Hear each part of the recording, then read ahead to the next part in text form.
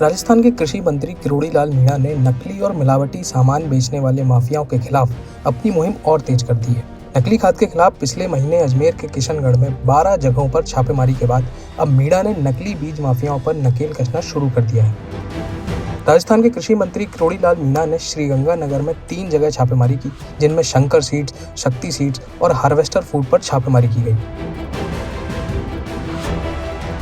एक जगह तो एक्सपायर हो चुके बीजों को बैग में पैक किया जा रहा था, तो वहीं दूसरी तरफ बीजों पर रंग लगाया जा रहा था। सुनिए डॉक्टर किरोड़ी लाल मीणा ने इसको लेकर क्या बताया। यात्रा बड़ी दुखद है कि बीज भी नकली और खाद भी नकली मिल रहा है, और जिस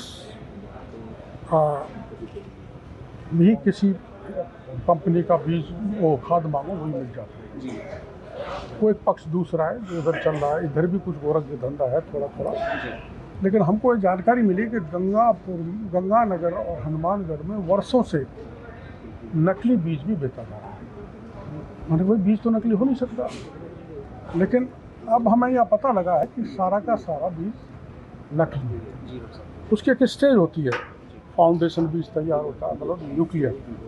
उसके बाद वो ब्रीडर होता है, तो ब्रीडर उसको सर्टिफाई करता है कि सही होता है।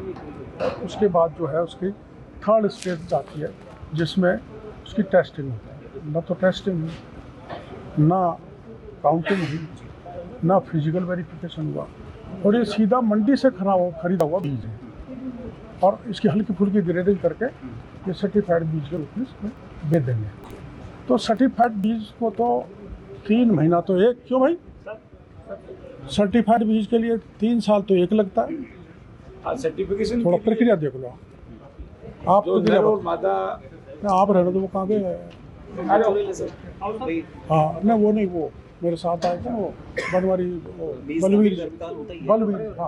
बलवीर जी। आपने एक छापा मारा, वहाँ पे ये भी सामने आया कि जो पुरानी थैलियाँ थी, एक्सपायरी बीज था, उसको नई थैलियों में डाला जा रहा था। हाँ, वो इससे पहले जो शक्ति, क्या नाम था उसका, फर्म, जिसमें कॉटन का टाइम निकल गया, सीड का, उनको थैलियों से काट काट के बोरियों में भरा जा रहा था। वो पैकिंग हम हमारी आंखों से देख के आए और उसका वीडियो भी लाए। इसका मतलब जो बीज ख़त्म नहीं होगा उसको अगले सीजन तक बेचते रहेंगे, तो उसका जर्मिनेशन कैसा होगा आप जानते हो। उसका 6 महीने का टाइम होता है, और वो साल भर बाद वही बीज किसान को बीटी का दिया जाएगा, तो किसान के साथ तो ठगी हो गई, लूट हो गई। इसी तरह से इसमें, अरे मेरी डायरी लाना, वो कहाँ गया वो छोरा? मंत्री जी, 2 साल पहले गुलाबी सुंडी का यहाँ बहुत जबरदस्त प्रकोप था, पूरी फसल चौपट हो गई थी। उसकी मेरे को जानकारी नहीं, उसको तो संभवतः क्या ये एक वजह मानी जाए कि सर्टिफाइड बीज नहीं मिल रहा था किसानों को, नकली बीज मिल रहा था? इट में भी one of the big reason कि जब सर्टिफाइड बीज नहीं मिलेगा तो उसको मतलब कमज़ोर बीज मिलेगा। मैं कमज़ोर, आप कमज़ोर, तो बीमारी जल्दी पकड़ेंगे। तो सर्टिफाइड, प्रॉपर्ली सर्टिफाइड बीज नहीं मिला, इसलिए वो सूंडी लग गई होगी। आप बताओ स्टेजेस क्या है, इनसे पूछो। प्रमाणिक बीज बनाने की क्या प्रक्रिया? प्रमाणित बीज की एक जो प्रक्रिया जो है, उसमें सबसे पहले वैज्ञानिक बीज तैयार करता है, और उसको न्यूक्लियर सीड बोलते हैं। न्यूक्लियर सीड से ब्रीडर सीड के बाद में फाउंडेशन से प्रमाणित बीज बनता है। ये एक निश्चित प्रक्रिया है। इस प्रक्रिया को नहीं अपनाया। हाँ। और इसमें न्यूनतम समय कितना लगता है? न्यूनतम समय तो वैज्ञानिक बीज तैयार करता है, उसमें हो सकता है 10 साल लग जाए, 5 लग जाए, 2 लग जाए। वैज्ञानिक बीज तैयार करता है। वैज्ञानिक बीज तैयार करने के बाद में अधिसूचित होती है किस्म। अधिसूचित होने के बाद में उस बीज को हम सीड आगे चैन में आगे बढ़ाते हैं, तो उसका फिर फाउंडेशन बीज तैयार होता है। फाउंडेशन से फिर सर्टिफाइड सीड होता है। मंत्री जी, एक ये प्रक्रिया यहाँ नहीं अपनाई गई। जितने भी अपने गोदाम देखे जो प्रक्रिया बता रहे हैं, वो प्रक्रिया अपनाई नहीं गई, इसलिए ये बीज नकली है, असली नहीं। हाँ सर, केंद्रीय फार्म है यहाँ पे सूरतगढ़, मंगलगढ़, उसकी जांच कराए, क्योंकि यहाँ सही बीज जो है उत्पादित नहीं हो रहा, और नकली बीज किसानों को दिया जा रहा है। सर, लैब्स कोई मिली हैं जो बीज को? हमको तो कोई लैब्स नहीं मिली, ना तो वहाँ मिली। ये किसान नेता भी जो गंगानगर जिले के हैं, किसान संगठन है, वो लगातार सर ये मांग उठाते रहते हैं कि गंगानगर की जो सीड्स कंपनियां हैं, उनके यहाँ पे लैब की जो है वो चेकिंग कोई नहीं है, और ये लैब वो कहते हैं कि हम दूसरी जगह से चेक करवा के लेके आते हैं। तो लैब इनके पास होनी चाहिए मापदंडों में। सेल्फ सर्टिफिकेशन की दृष्टि से इनके साइंटिस्ट होना चाहिए, वो भी नहीं है।